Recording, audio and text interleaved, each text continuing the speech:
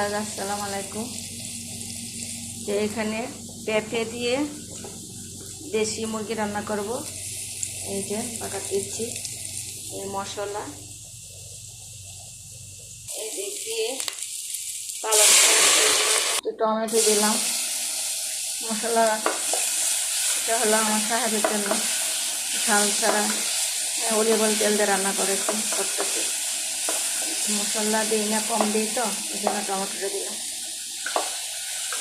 এখানে চিংড়ি মাছ দিয়ে পালং শাক রান্না করব। মশলাটা দিব, এটা মুরগির মাথা ঢেকে দিব।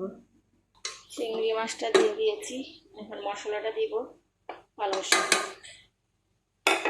নেব, এই যে পালং শাক আর আলু দিয়ে আর মুরগি তুলে দিলাম।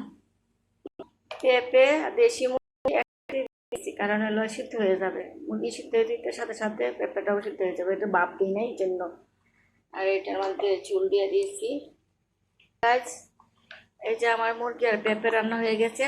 মুরগিটার মধ্যে অনেক হলুদ দিয়ে দিয়েছিলাম।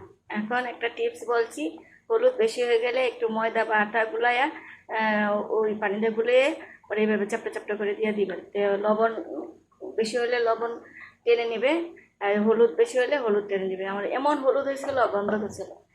আর এটা হলো চিংড়ি মাছের পালং শাক দিয়ে রান্না শেষ।